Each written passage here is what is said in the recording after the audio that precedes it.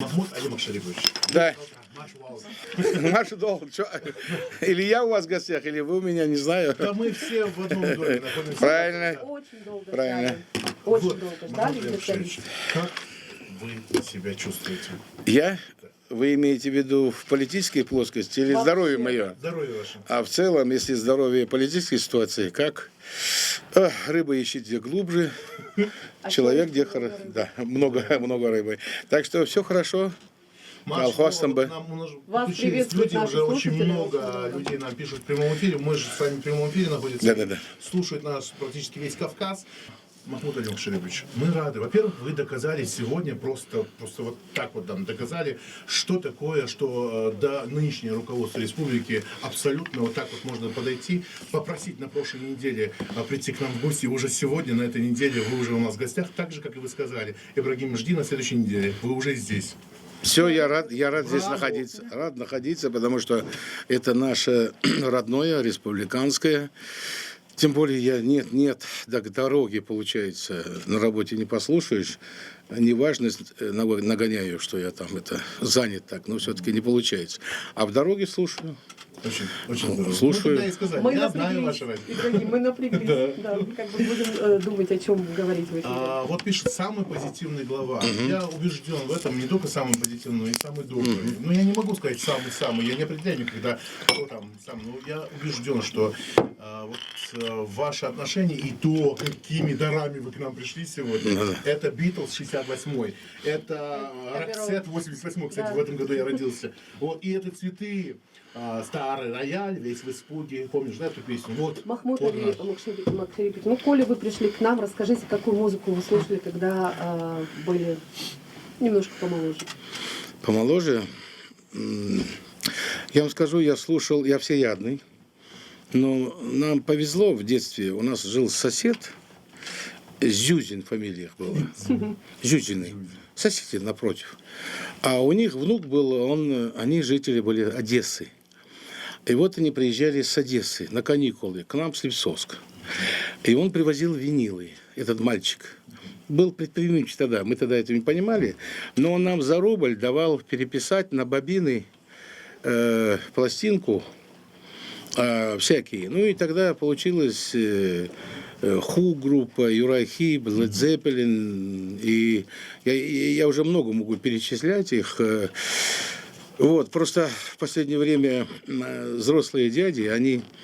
Что вы слушали в молодости? Они говорят сразу Deep Purple. Вот. Я уже стараюсь избегать. Вот.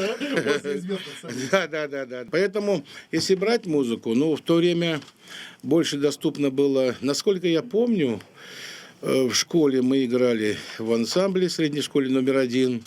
Тогда было разрешено на танцах играть 60%. Вы должны были играть советскую музыку, песни, а 40% разрешалось типа Шизгара. Shocking Blue. Это группа, да, Shocking Blue. Интересно, что я всегда думал, что это молодой человек поет. А потом, когда я служил в Германии, срочную службу, и увидел пластинку и купил ее, оказывается, эта девушка поет. И так здорово. И у меня сегодня есть тоже винил Shocking Blue. Махмуд Али Макшерипович, нам очень интересно, какой вы человек без галстука. Что вы любите, что вы не любите. Я его сейчас сниму. Да, давайте. Я с работы просто, поэтому я его забыл снять просто. Что вы любите поесть? Что вы любите послушать? Где вы Может, узнать? отдыхали? Где вы отдыхаете? Какой вид отдыха вам нравится? Какие книги вы любите? Да вы подождите, у меня же не это диапазон. Ваш диапазон большой, но у меня диапазон памяти не настолько, чтобы запомнить ваши все вопросы. Прям горохом сыпите. Подождите. Для начала. Для начала. Кухня какая? Нет, минуточку. Был вопрос, какой я без галстука. Ну, я увидела такой. Не, я хотел образ-то надо сказать. Да. Радиослушателям интересно будет. Дело в том, что в моей жизни есть правило. Есть такое выражение «казаться и быть». Вот. Надо быть просто. И неважно, в галстуке ты, без галстуки ты, в чем ты, как ты там в жизни, когда быть – это одно. Казаться это уже совершенно что-то себе видеть другого и настоящего. Поэтому я обычный человек, я обычный станичный мальчишка, вот с Липцовска, который в школе номер 1 учился до армии, потом призван был в армию, служил, вот. Музыка мешает, отвлекает. Не, в хорошем понимании. А Потому что какой предмет у вас был любимый в школе? история. У меня есть история 5, сдал его на 5 в университете, и история, она меня и сейчас интересует. Ну, сейчас уже как бы интернет-ресурс забивает, мусорит мой мозг. А вы являетесь Не в обиду. пользователем социальных Да, вот как раз я пользователь. Да. Я как раз пользователь. Поэтому, если брать, человек ведь формируется изначально, я думаю, в семье, потом там школа. Вот это воспитательный, который уклон был в то время, он был, ну, наверное, более такой в школе. То есть мне жалко, что я редко слышу слово, даже в книжках редко сейчас читаю, как тебе не стыдно, есть ли у тебя совесть. Вот эти слова, они исчезли. Да, к сожалению. Вот, да, а тогда это держалось на этом, понимаете? То есть, если старший сказал, не дай бог учительница, там, как тебе не стыдно, то это было провалиться, как говорится, сквозь землю. Поэтому вот это воспитание. В последующем ты начинаешь понимать в армии, что такое государство, понимаешь, что такое защищать Родину. Тем более я служил в Германии. Вот, что такое оружие, что оно не просто висит, как говорят, обязательно стрельнуть на сцене, да? Есть такая работа Родину защищать. Потому что для меня понятие, я в ВВС служил ГСВГ, вертолеты, боевые вертолеты. И поэтому как бы вот это формирование и шло, так сказать, о моей жизни. И тогда я уже начал понимать, что такое заграница. Тогда вот это вот воспитание было, оно было, как бы влияло на формирование человека. И армия мне очень сильно помогла. Очень сильно. Формироваться как человек, как мироощущение, мировоззрение мое формировалось, когда я уже со школы, вот, русский язык, литература, безумно, Васюкова Клавдия Сергеевна, я ее помню, люблю. Ну и немецкий язык безгранично его люблю. Вот, удивляюсь сам себе, иногда, даже если продиктовать, я могу, однажды Магомедов встречался с учительницей, я по диктовку могу еще на немецком писать, даже сейчас. Да, Sie Deutschland, meine alte Bruder. Мы иногда балуемся, разговариваем по-немецки. Мой старый брат, это, конечно, оригинально. Альта вода. Альта, ну, можно сказать, взрослый и старый. Ну, ладно. Взрослый я не мог сказать. Взрослый, ко мне больше. А альта, я думаю, Nein, sag Deutsch, sag meine Eltern. Eltern это родители, старые родители. Ну, во всяком случае, да. А говорят, правда, Großbruder. Groß. Ja, Groß, sagt. Надо будет как-нибудь Ибрагим несколько уроков Обязательно, взять. я только начал учить, поэтому.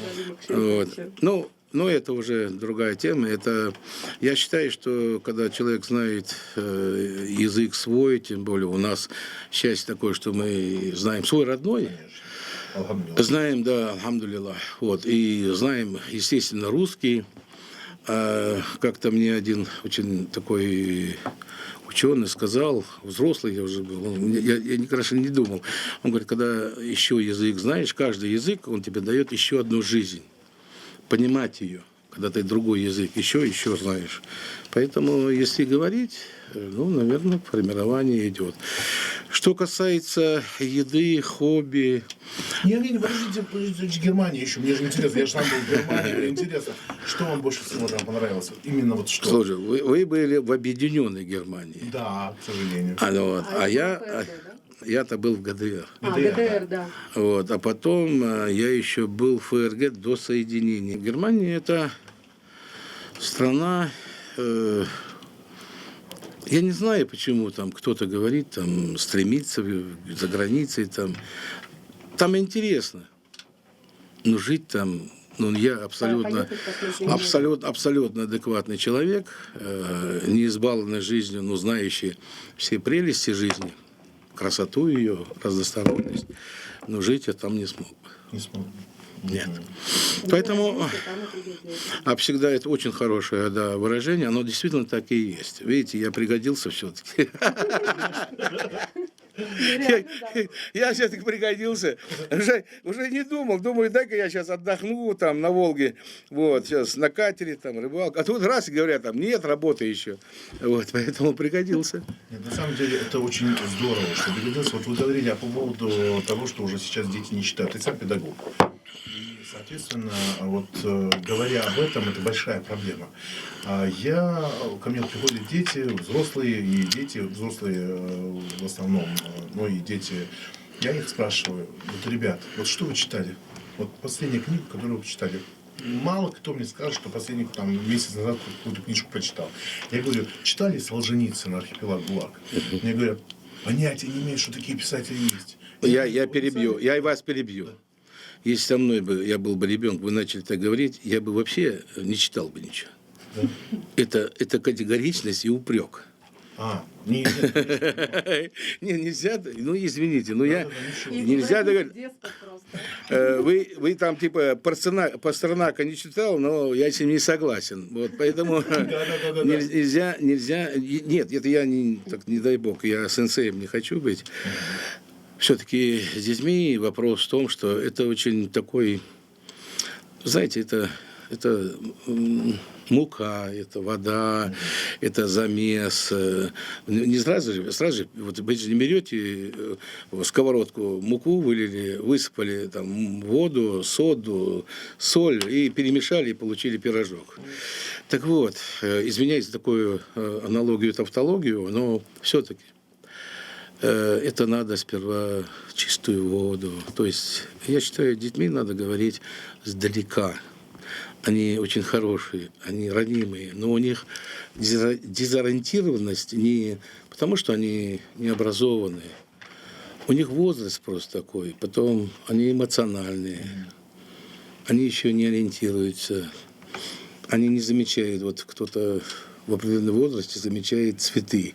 Во дворе вот живет 20 лет, а потом говорит, слушай, у меня цветы там хорошие. Так и это. А ребенок нет. Поэтому очень тонко, если есть такое правило, подкладывать книжки. Вот ребенку, подкладывать их просто. Сперва картинки, потом еще что-то. И ребенок просто интересуется, почему это кладут. А потом, когда повзрослее, есть такое понятие, там, обязательно 10 книжек, 100 книг, ну, по возрасту. Поэтому я, конечно, не учитель, но я видел столько беды по своей профессии, как юрист. И я видел, что недоставало доброты. Терпения с детьми. Говорит, ты там, типа, читал, не читал, ты это сделал, не сделал. Я не упрекаю, просто дети терпением больше.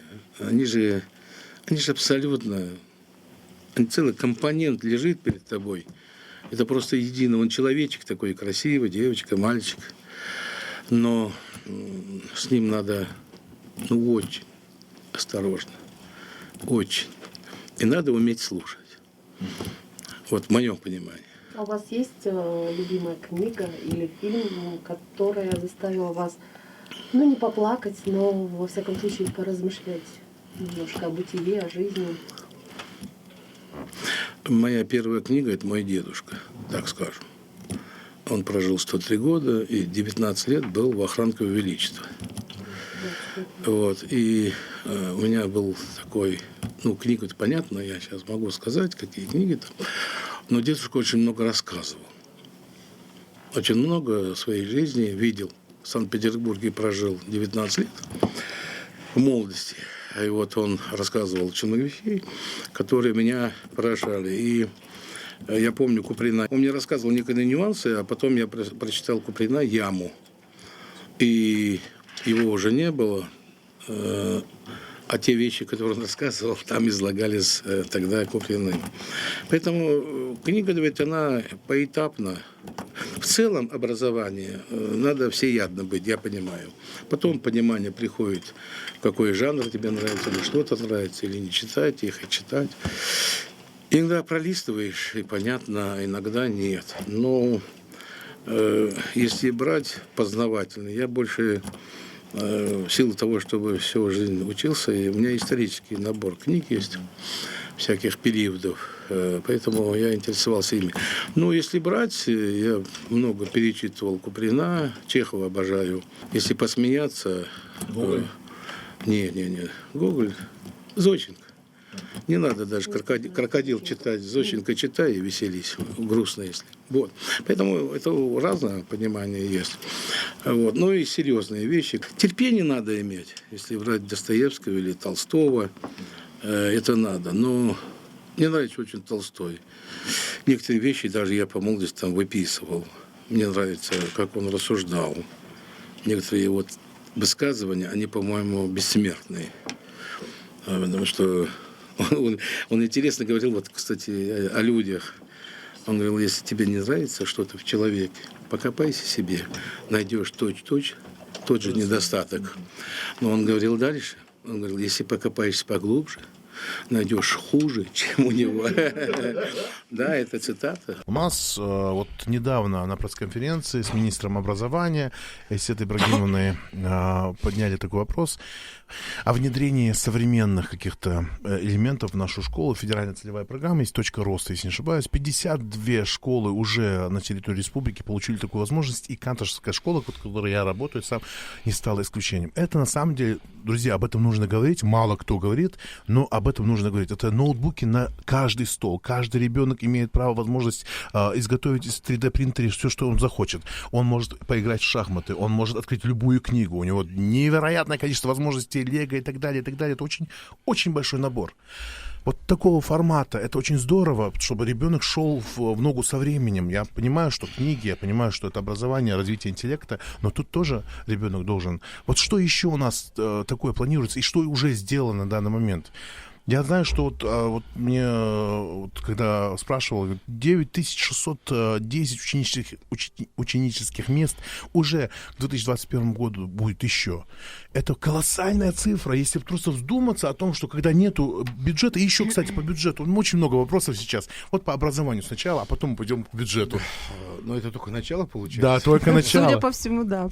Вы надолго. Так вот, я хотел бы сказать, что вот «Точка роста» — это благодаря, кстати, Айсета Ибрагимовна, она сама очень этим занималась. Мы с ней это обсуждаем, и я думаю, что с каждым разом, с каждым годом у нас все это будет увеличиваться. Потому что, если брать ситуацию воспитания, тем более образования, а мир движется вперед, уже искусственный интеллект, уже он уже явно уже близко. Прослеживается. Экосистемы целые создаются. Да, поэтому в моем понимании, я думаю, что мы эту ситуацию в целом, я скажу, в комплексе, не буду сейчас в детали вникать, мы ее будем количественно увеличивать, улучшать технически, и это будет способствовать как раз развитию информационных технологий в будущем и подготовка к поступлению в высшее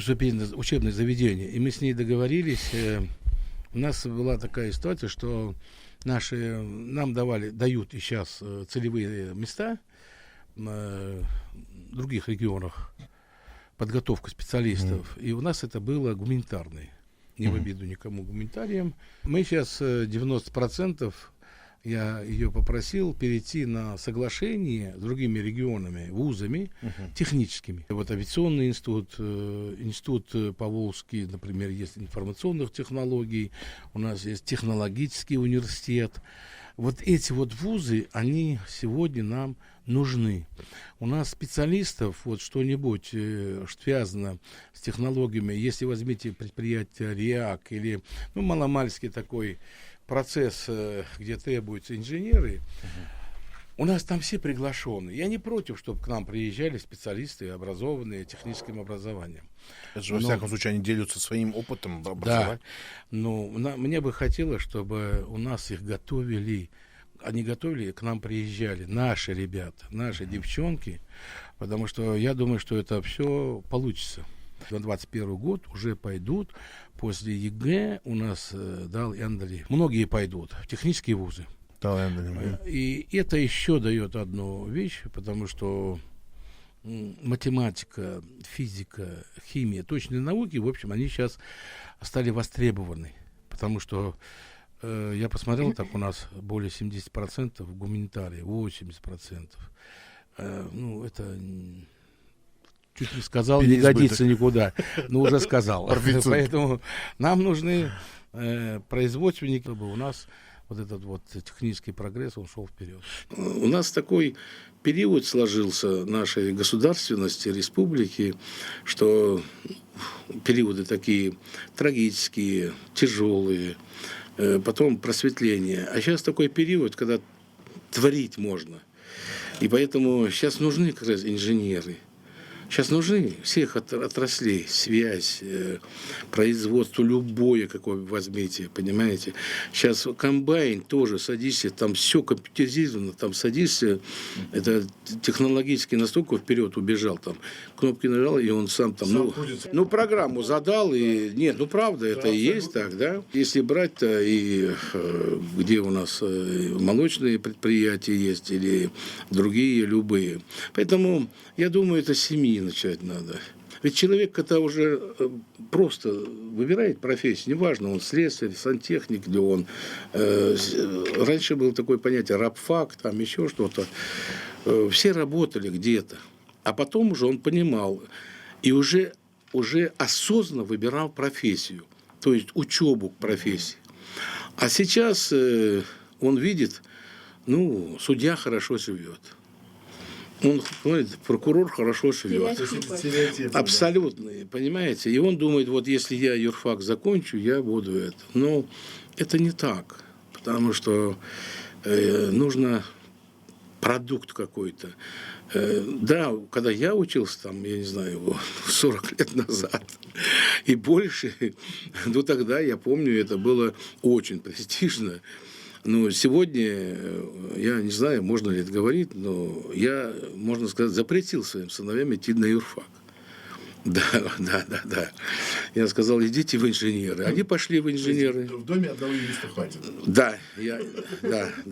Я понимал, что будущее это... И да, они выбрали профессию, у них математическим уклоном были школы, гимназии. Вот, они поступали в Бауманку, в последующем закончили. И они не юристы. И я не то, что запретил, я сказал, вы можете, но на будущее просто имейте в виду. И они пошли вот по этим стопам. И, по-моему, они счастливы, что они не пошли в юристы. На самом деле, вот по поводу воспитания от родителей, вот знаете, вот недавно был случай, кстати, между прочим, спасибо большое за тех людей, которые вы ставите и которые работают вместе с вами в одной команде. И те люди, которых вы советуете, да, чтобы работали. Вот я скажу вам честно, вот Магас, наша столица, по сути, это наше лицо нашей республики. Вот недавно был случай. На башне залез молодой пацан, ему 16 лет, взял он какой-то ключик, какое-то острие какое-то и нацарапал свое имя. Вот. Ну, я знаю, что вот Усман с ним поговорил с родителями, они поговорили, пообщались, я думаю, что там все приведут в соответствующий порядок, там и так все хорошо. И вот я к чему говорю, вот это воспитание в этих детях. Я понимаю, что родители работают, там, они знают, где-то там на 2 работах, кто-то работает хорошо. Но вот эти ребята молодые, они вроде были нормальные, я их сам лично видел. Они были одеты и с иголочки, а у одного вообще день рождения был в этот день. Но вот они такое набедокурили. А вот как нам, вот что нужно сделать, вот как вы, как родитель, сказали бы этим детям, что вы сделали бы? Надо прощать. Прощать? Первое. Второе. Не надо ругать. Для него достаточно, чтобы ему сказали, что это неправильно. Потому что не надо злобы. Ведь человек маленький, он большой, он человек уже. Не надо ему говорить, что там грозить ему чем-нибудь. Я думаю, что этот мальчик никогда больше, если с ним поговорили по-человечи, так выражусь, никогда больше не сделает. А тот, который привычка есть такая, ну, такой он, понимаете, Шебушной. он будет повторять. Он будет повторять, и это бесполезно. Бесполезно, да. Это бесполезно. Как говорил у нас один предок какой-то кавказский, омтр, ваха, гвацак. Да? Дальше не буду повторять. Да. Вот, поэтому... Благодаряч, вякачему, как вякамню. Да. Челдик вяну. Да. Вякачему вяну, челдик. Так вот, эта вся жизнь, она складывается в чем? Она в этой части с детьми надо говорить. У нас времени нет. Если кто-то, родители, задумается, сколько он времени в день, в неделю своему сыну отец или своей дочери мать, мама. То есть, если они бы посчитали это время, им бы стало стыдно. Очень мало. Поэтому я считаю, с детьми надо говорить, как со взрослым, наравне. Первое. Второе, про мэра города. Я не знаю, его избрал горсовет. Да. Его избрал горсовет. И оценку пусть им дает Народ. жители города. Вот, если его еще раз изберут, придет время, значит, он мэр хороший. Если начнутся, тогда он найдет себе другую работу. Да. Вот, поэтому я к этим отношусь людям так. Я соглашаюсь, И наблюдаете. смотрю и наблюдаю. Но когда реакция людей, то я тоже человек, я тоже ошибаюсь. Я иногда думаю, ну, что еще нужно-то? Ну, надо просто по-житейски, по-человечески относиться к доверенному делу. Засучив рукава и работать. Совершенно правильно. Поэтому я думаю, что мэр города Магас, он дальше, у нас, конечно, столица, она, но и другие районы города, они умудренные опытом люди, они мудрые люди. Ну, и в этой части мне только хочется сказать, если они думают о жителях, если они думают, доходят шагом, пешком до каждого проблемного участка, значит, их будет уважать и будут переизбирать и рекомендовать их сами люди. Потому что я 100 раз объяснял чиновникам, что здание администрации, например, города, да, район, он построен.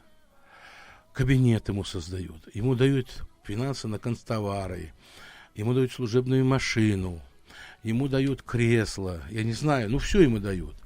Но и я думаю, что у них немножко, у некоторых, непонимание, это не ему дали. Ему просто создали условия, чтобы он в удобных условиях работал для жителей района и города. Вот если это не понимает человек, это не важно, кстати, министр, глава сельского поселения, потому что он зашел в кресло и думает, вот весь мир в кармане. Нет, не получится такое. Поэтому я хотел бы сказать, что в этой части чиновник должен понимать любого ранга, что тот кабинет, то машина, условия, помощники, блага, которые мы создали, не для него. Это для него, но условия создали, чтобы он работал. Министр здравоохранения для больных. Глава района, он должен полностью заниматься этими вопросами, которые могли бы принести пользу людям, понимаете? Поэтому это мое искреннее отношение к чиновникам и к себе самому. Ведь много льгот у них, да, и у меня какие-то. Но если ты думаешь, что ты дверь закрыл, и ты начальник стал, некоторые так воспринимают, что я и хочу, вот, чтобы у них не было этого, понимаете? Поэтому, думаю, человек должен быть доступен, любой чиновник. Вот, и стараться делать для них. Вы явно тому пример доступности. Вот я подошел и попросил, и сегодня вы уже здесь. Между прочим, дорогие друзья, скажем сразу, Махмуд Али Макшарипович к вам пришел не с пустыми руками, а пришел с виниловыми пластинками, которым, на секундочку, вот, одна пластинка 88-го года, другая оригинал Битлса, вот цветы 97-го года, да, Махмуд Али Макшарипович. Вот продолжая нашу с вами тему. На самом деле, вот недавно вы собирали огромное количество людей, и людей, которые занимаются этой проблемой, это на самом деле бич и не только нашего региона и Кавказа, но в принципе в мире. Это наркомания. Вот я бы хотел бы вот на этом вопрос небольшой такой акцент сделать. На самом деле очень страшная у нас сейчас картина происходит с этим делом. Вот официальная статистика нам говорит о том, что, допустим, около 1800 человек сейчас стоят на учете, а плюс умножайте сразу на 3, соответственно, это сами врачи говорят. Но есть люди, которые занимаются этим каждый день, и они дают совершенно иные цифры. Кто-то говорит, что в разных районах нашего региона от 20 до 70% так или иначе когда-либо попробовавших наркотики. Что нам с этим делать? Вот как нам нужно скоординировать свои усилия для того, чтобы решить эту проблему? Спасибо за вопрос. Это в действительности сегодня это настолько актуальный вопрос. И я сказал, что с моей стороны это компанейщине, это кто-то, если надеется, не будет. Ни обществу не дам спуску, ни специальным службам, правоохранительным органам не дам. Буду требовать то, что в моих полномочиях, чтобы это заразу искоренить. Она в действительности у нас более 1500, но там латентная преступность, она которая неофициальная, да, там где-то вот 5-6 тысяч есть, наверное. Но понимаете, вопрос в чем? Это, к сожалению, такое, я сказал, ложное понимание обычаев, традиций, восприятие их наших. То есть, если молодой человек употребляет наркотики, родители стараются скрыть, что он употребляет их. Это болезнь. И поэтому в больницу договариваются. Я уже говорил открыто, что они договариваются, чтобы они не ставили ему диагноз, что он в наркотическом состоянии. У нас погибают люди из-за этих нерадивых. Я считаю, что это преступник, который употребил наркотики, алкоголь, за руль сел. И погибает 1, 2, 5 человек, царя, а его спасают родственники в больнице, ставят ему диагноз, что он не был наркотическим, а потом родственники, а потом многое такое, которое не присуще. Никто не хочет сказать, что он преступник. Это не спасет. Они усугубляют это. Они эту заразу, они теряют, они его все равно потеряют. И поверьте мне, за мою практику службы в этой части, через меня много уголовных дел прошло, статья 228. Я видел этих людей, они 99,9 неисправимы. Им не поможешь. Просто общество должно высветить и честно говорить об этом. Родители должны. Потом правоохранительные органы должны показать их. Вот совершил он преступление, вот, показать его по телевидению, что это вот такой-то человек. Но у нас же сразу претензии серьезные могут предъявить, там, типа такого. Вот это и есть ложное понимание брата, я сделал голых, вот ты его не спасаешь, ты его губишь. Но мало того, что ты губишь и других. Поэтому если брать этих людей, я считаю, что порицания общества, если не будет, правоохранительные органы работают. Я настойчиво буду настаивать, значит, чтобы неотвратимость наказания было. Я встречался и с председателем Верховного суда, да, Фаргиевым Ибрагимом Аюбовичем. Я встречался и с руководством МВД и других служб, которые занимаются этими вопросами. Потом вот общественно встречались мы там, и Диша Аламш Бартигович там, и пришли они. Я к ним обратился, я говорю, помогите, потому что у нас катастрофа. Понимаете? И если это не остановить, сегодня она уже перешла беду. И когда я узнал, статистика есть, говорить об этом сложно сейчас, но у нас лечатся эти девчонки уже. Понимаете? Да, Это ужас просто, это ужас. Поэтому, если брать это, лучше бы, вот сейчас, чтобы мне бы не говорить это, Дива и мягкая там, или даже девчонка одна. Да я лучше бы пешком сейчас бы обошел бы несколько субъектов, чтобы этого не говорить. Мне больно это говорить. Но если мы не будем об этом говорить, если родители не будут, могут жвать, значит, понимаете, прикрывать, не перестанут, то у нас ничего не получится. Ничего не получится. Нельзя всех вот там в наручники посадить, там еще что-то. Общество должно. И я сказал, вот раз сказал, два, и я председатель антинаркотической комиссии, на последний я сказал, не надейтесь, это не на месяц, не на год. Я настойчиво буду проводить линию, искоренить. И особенно вот этих сбытчиков, этих преступников, которые убивают молодежь, они из корысти это делают, понимаете? Они зарабатывают на этом, а это самое страшное. И когда мне говорят там, вот это и есть подрыв даже, «Вайбусл диди из подрывать дуцар». Потому что, ну, как это можно, чтобы он травил людей?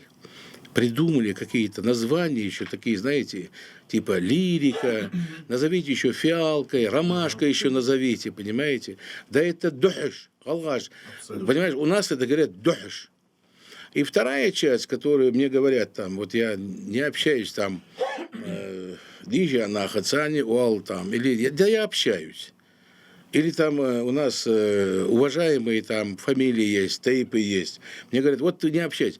Да я говорю, все хотят, короче, ну как сказать, они, знаете, вот в политику, вот они специалисты в этом, якобы, вот они, да, эксперты. А я говорю, ну не надо подсказывать мне работать. Я знаю свою работу, я ее выполняю. У меня столько KPI, там, оценки мне дают, там, караул, там, пока их выполнишь. Понимаете, и у меня там столько надзорных, сверху, снизу, параллельно, вертикально, горизонтально. Понимаете? А я говорю, как раз вы. У нас же ничего не скроешь. Я 100 раз это говорю. Да что, ктадус. Знают же, кто у нас продает. Я просто говорю, можно диген му царцик мах. Ну, например, вот знаешь, что дагуадби. Ну, просто вот я не пойду ни на похороны, ни на свадьбу в этот дом этих родственников. Можно? Можно. Да. Можно их не приглашать? Да, можно. Можно. Но вот с этого начать надо. Моллога звали, гыргыл звали, квачер гыргули, ай мугол изволч. Сагьёж мугу, царь центр, сагван валин мугу. Тебя Всевышний простит. Простит он тебя. А ты, когда идешь, значит, вы идете, кушаете, пьете, сидите с ними. Нет, вы на эти деньги, которые продали наркотики, купили вам это мясо, вы его кушаете. Как мне еще разжевать это? Вы кушаете. У него свет, он за свет платит за эти деньги, которые он на наркотики заработал. У него газ он оплачивает за эти деньги. Все, что в его доме, он платит заработанные деньги наркотиками. И если человек не задумается об этом, если человек не понимает этого, мало того, если он подарок тебе еще дает за те деньги купленные, тогда зачем ты его приглашаешь? Зачем ты к нему ходишь? Поэтому для меня они враги. Прям явные враги людей, жителей нашей республики. Лично мои враги они. Потому что нельзя такое. Дене деньги еще дождь нах бож лилось бы, изум нормально вах яхаш. Это что за разговор-то? Вот. Понимаете, да? Так вот, когда вот я хочу, чтобы у них в кусок мяса не лез в их доме, кусок хлеба не лез, что даже если они туда пойдут, царь Химелче, она отравлена, эта вода, вот этими деньгами, которые они заработали на продаже этих наркотиков. Вот если вот детализировать это, настолько ногу сунс. Царь тудух барц, царь машины, царь нож, это все наркотики. Они за это их купили. И надо на это смотреть, как на кучу определенного зелья, которое убивает людей. Если этого не видит человек, фуадаска, я не знаю. Я не знаю, что еще сказать. Ну, во всяком случае, явный шаг уже известен. Вот вы... Я буду делать это. Я сказал, это не кто-то, если надеется, Калиматов поговорил раз-два, нет.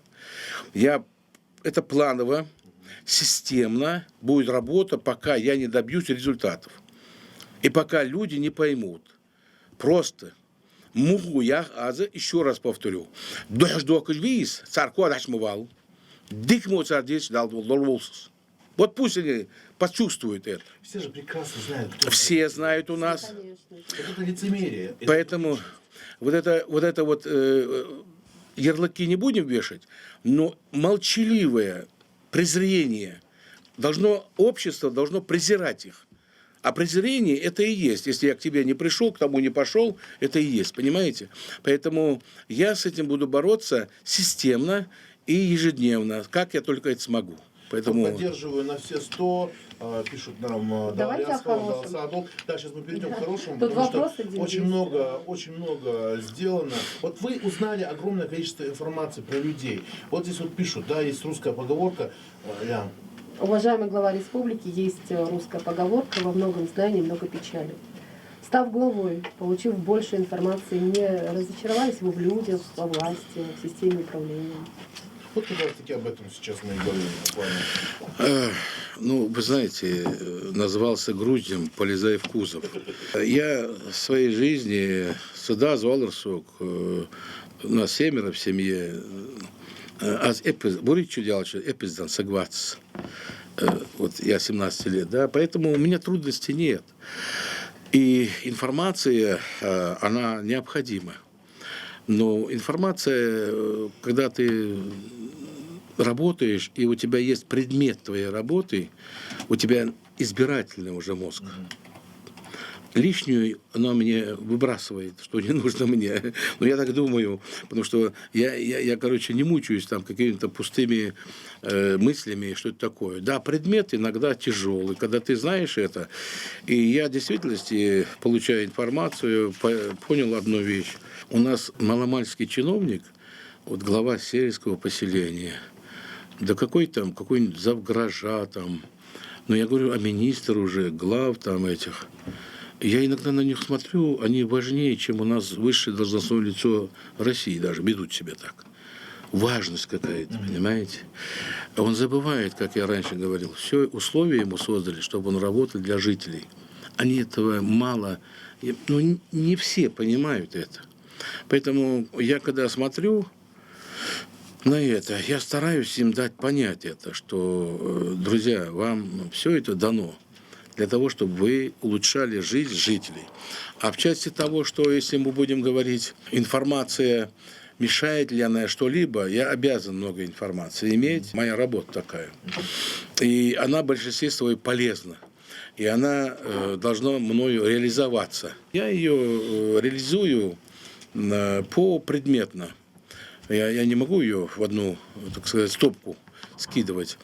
Вот. Я ее дифференцированно подхожу к этому, разделяю первоочередность, да, необходимость вчера, сегодня, послезавтра делать. И поэтому в какой-то мере я человек системный, поэтому умею планировать. Человек должен уметь планировать. Самое главное, я даже, вы знаете, я стесняюсь иногда вот выезжать куда-то. Мне кажется, это такое, знаете, ну, дали деньги, построили объект. Вот. Бизнесмен заработал, федеральные дали деньги. А мне, я думаю, вот, мне как-то думаю, а что где-то вот, ну, положено. Вот. Я еду, там открываю. И у меня где-то внутри, я стесняюсь этого. Вот. Думаю, я бы приехал, может быть, там раму поставить помог бы им, или там кирпич положил бы. Я бы участие принял бы.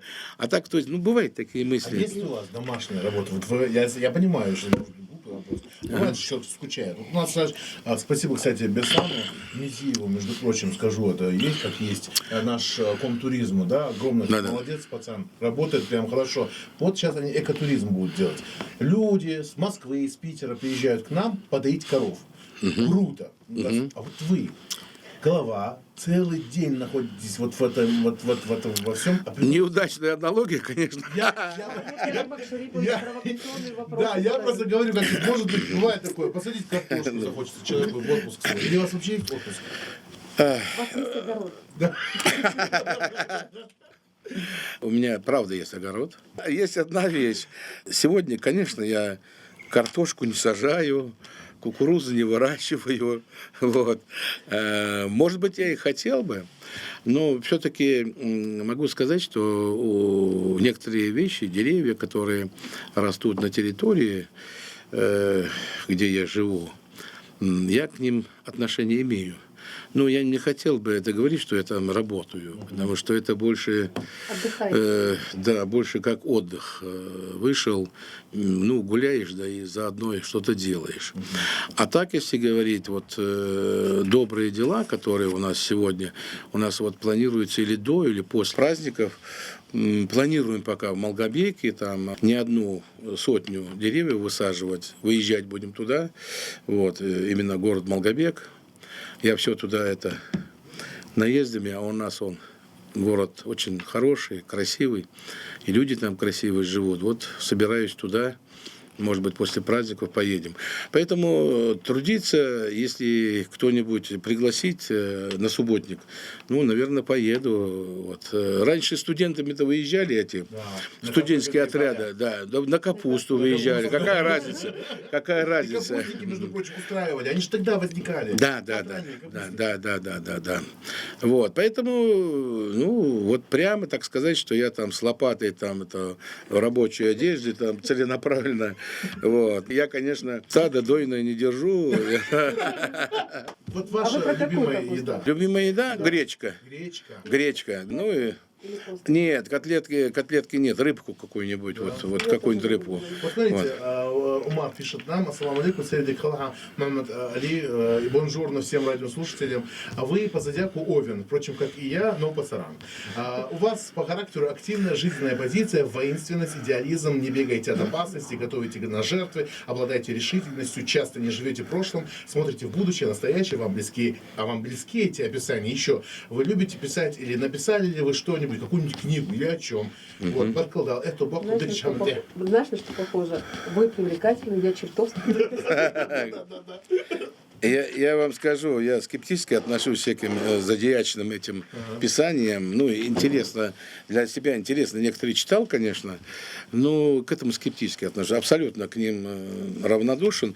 Но прочитал, так сказать, Овен Овну. Да, вот, не знаю, он читал этого или нет, но прочитал интересную вещь. Если Овен даже дворник, он среди них бригадир.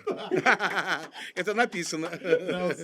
Да, это написано. Он среди них бригадир. Поэтому овны не пропадут, молодец.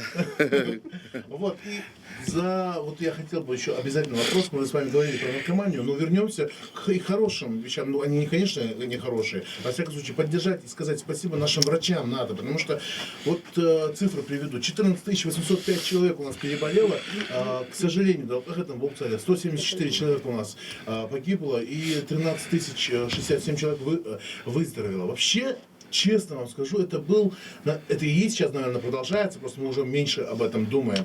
Но тогда это был колоссальнейший. Я помню, что круглые сутки, в 3 часа, в 2 часа ночи постоянно были цифры, люди, министр, вот нынешний наш, и прошлый министр, они работали на износ, и наши врачи, я помню, вот вечером я как-то оказался в реанимации, мой папа попал в реанимацию в РКБ. Спасибо, кстати, огромное Марите Аскановой, замечательный просто врач. И вот я помню, как они плакали.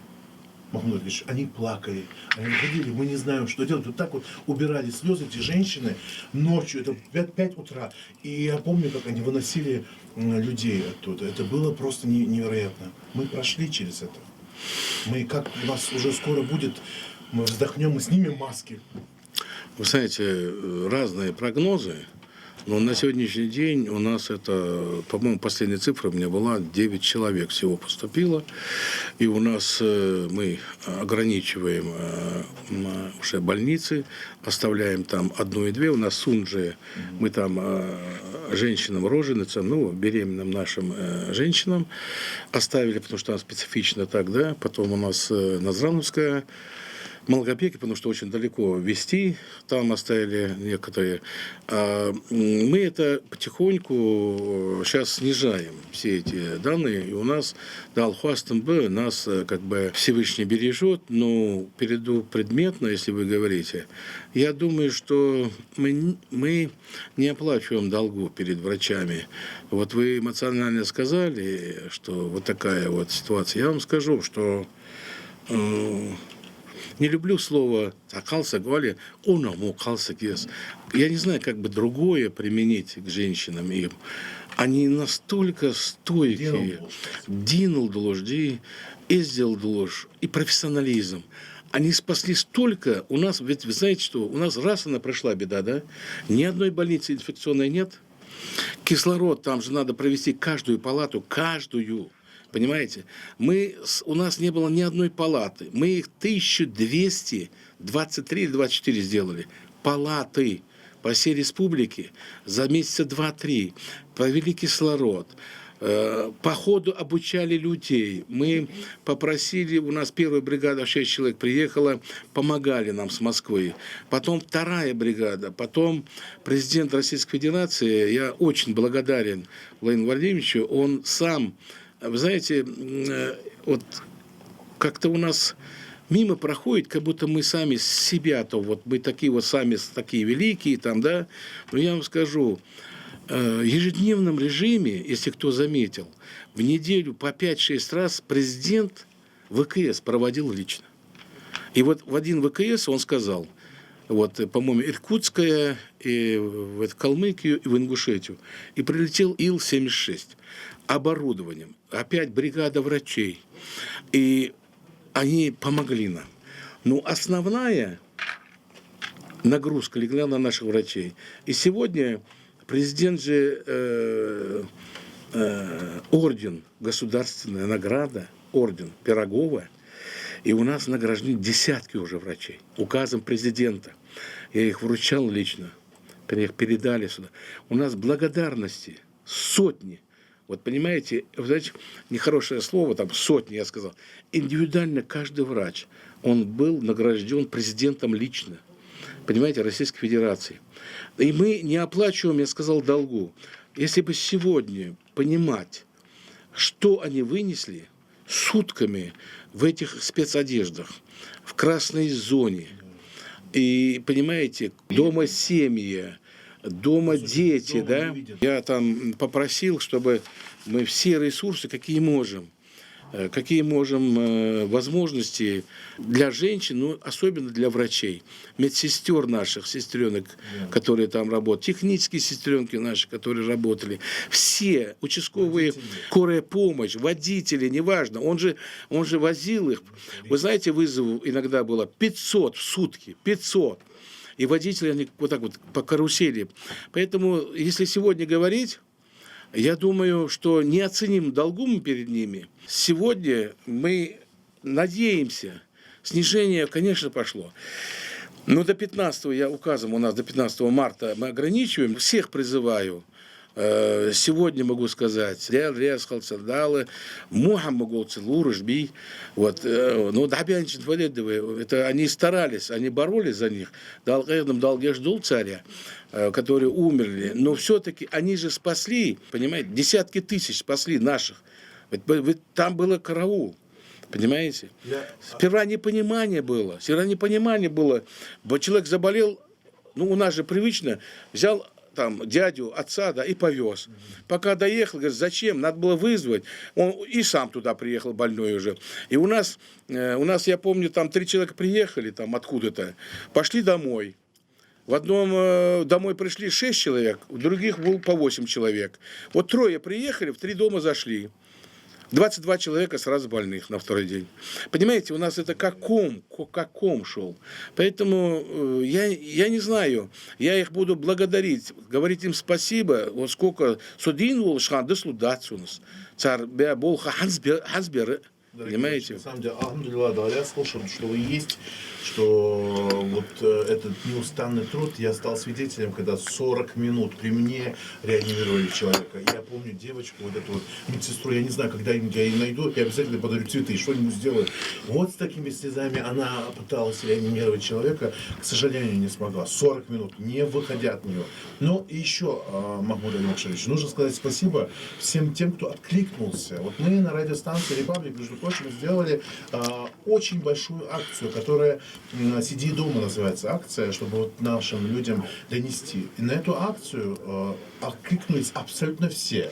Начиная от Владимира Владимировича Познера, заканчивая Анна Шафран, Олег Газманов, все абсолютно, даже Жириновский был, все были там. Да, абсолютно все. Все обращались к жителям Ингушетии всего Северного Кавказа, так как нас слушает Кавказ, и просили оставаться дома. Спасибо им огромное, что они остались.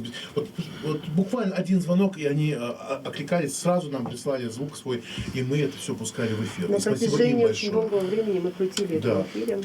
И вот еще один очень важный вопрос. Вот вы говорили, знаете, мы это активно видим сейчас. Между прочим, нужно поблагодарить Тимура Магомедгариевича Зейтова. Во-первых, поблагодарить за его творчество. Вот буквально, я не знаю, когда он станет народным России. Вот когда это случится? Когда у нас будет? У нас с вами заслуженная артистка только одна, Тамара Индиева. Почему у нас очень много потрясающих людей, которые должны быть представлены к этим наградам? Тимур Зейтов, Тамара Индиева уже народной может стать. Вот, Махмуд Алимакшевич, я знаю, что вы можете это сделать. Махмуд Пожалуйста. Алимакшевич, опять провокация. Да. Нет, во-первых, я думал, они давно народные.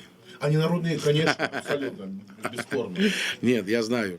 Есть одна ситуация. Дело в том, что есть процедура, да? И Зейтов, да, у него заслуги есть.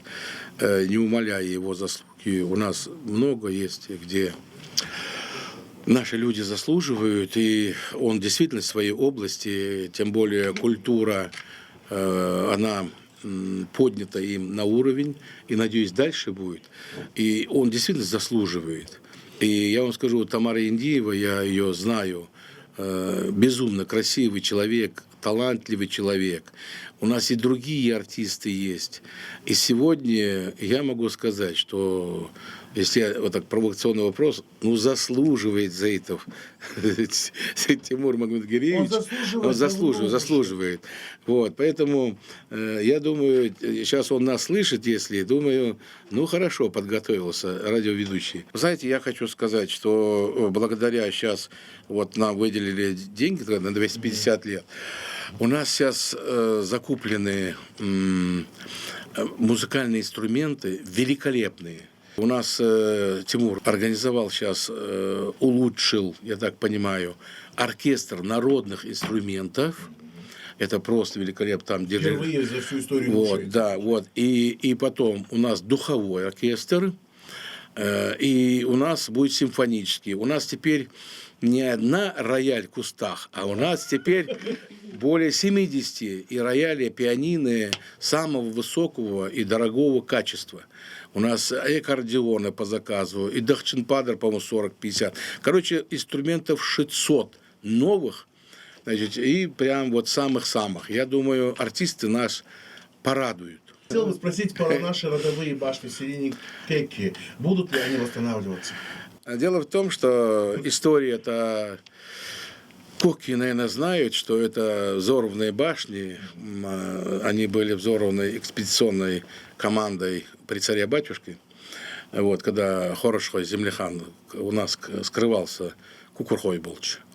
У меня дедушка рассказывал, что он его за узду, когда он сходил с лошади, он его держал, что вот.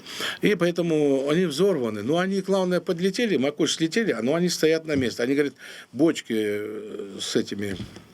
с порохом под углы поджигали фитили и взорвали их. Вот, потому что просили выдать, наши гостей не выдают. И вот такая там ситуация. Восстанавливать я хотел бы и про нас, про, так сказать, наши родовые башни, я говорю, Кокурхой, да и другие сказать. Это национальное достояние нашей республики и жителей всех. И поэтому восстанавливать это настолько осторожно. Это надо заключение давать. Искусствоведы, архитекторы, археологи. Нельзя просто брать и трогать 100-200 лет наши исторические архитектурные памятники. Нельзя просто делать. Я просил бы всех, я знаю, там какие-то чуть ли не огороды там вокруг. Нельзя. Никто у нас башни не заберет. У нас никто фамилию нашу и предковую память не заберет. Но нельзя их трогать, нельзя с ними, это не кирпичи, он спек сейчас где-нибудь там, не знаю, кирпичном заводе, привез там, или там, похоже там что-то сделал.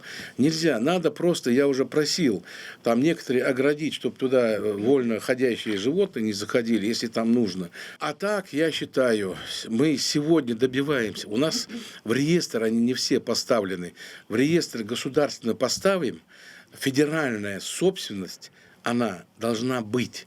И тогда выделяют финансирование именно башни. После этого надо, чтобы археологи, архитекторы, исторический архитектурный институт какой-нибудь или агентство культурного наследия там, при Минкультуре России, чтобы они заключение по каждому дадут, скажут, как это делать, как это... местными наш, у нас же прекрасные ученые есть, которые знают про башню очень много.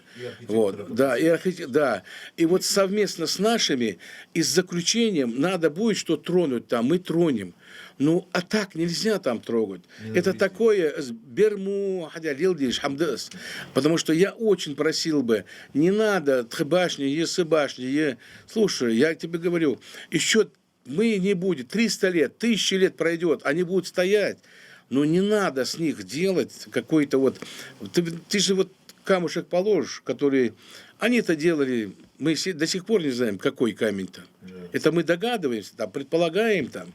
Поэтому надо беречь все это. Что было построено. А вот что будет построено в культурные объекты, какие у нас? Вот я знаю, что запланировано у нас очень много. И в Сунже есть. Вот про театр спрашивают тоже в ГДМТ. Будет ли у них свой дом? У нас предполагается.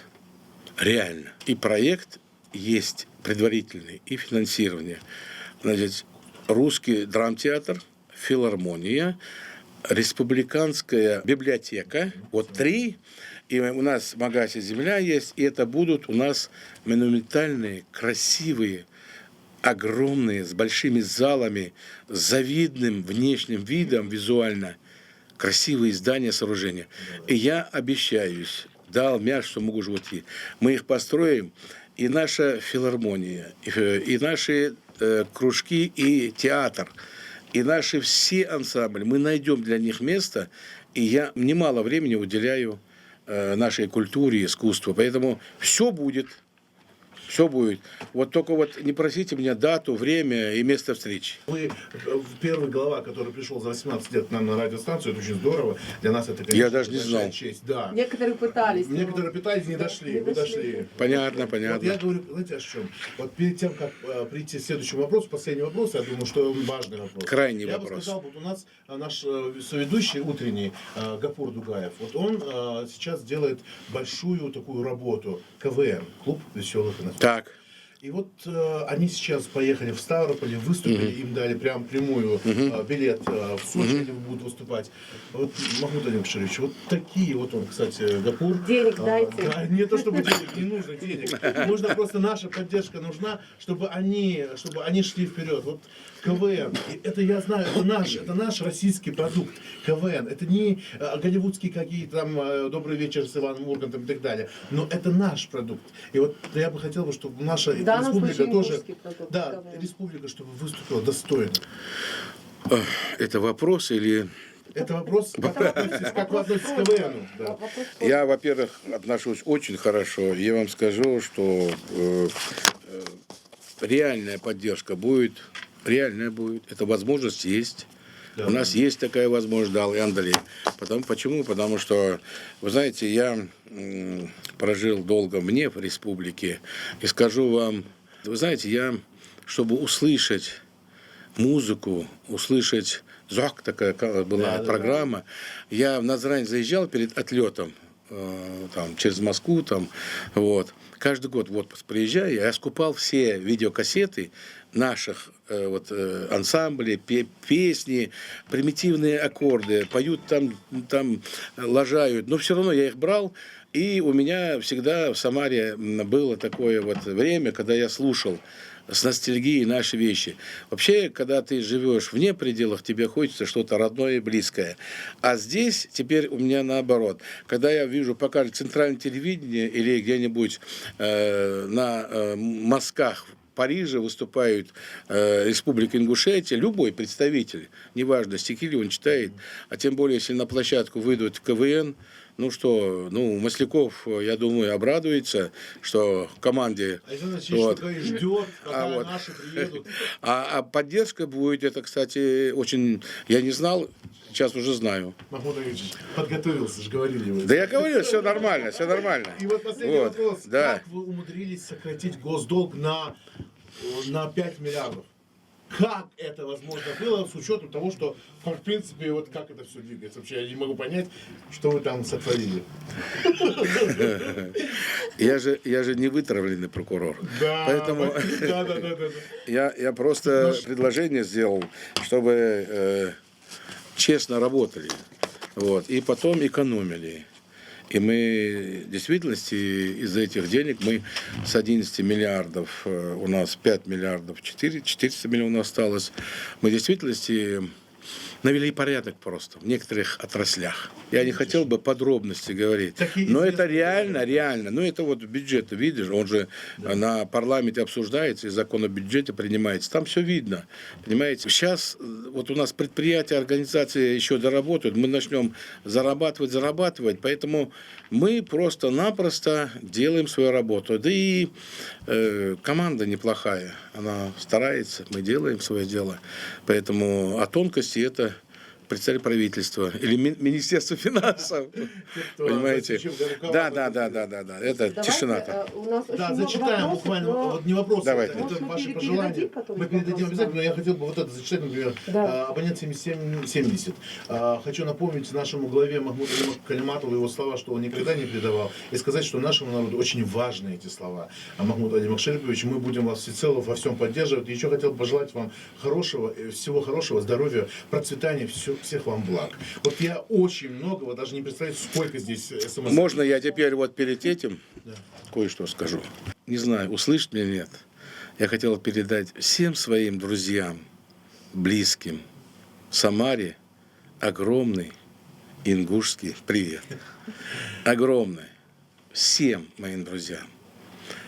Спасибо вам большое, что Добро. пришли к нам. Махмуд Али Макшипович, мы хотели бы вас позвать вновь, потому что нам очень понравилось, и нам не хватило этих 2 часов. Пообещайте нам, что вы придете к нам в студию. У нас в гостях глава Республики Ингушетия Махмуд Али Макшарипович Калиматов. Спасибо вам огромное, что Спасибо вы пришли, вам что всем. мы- Спасибо. Да.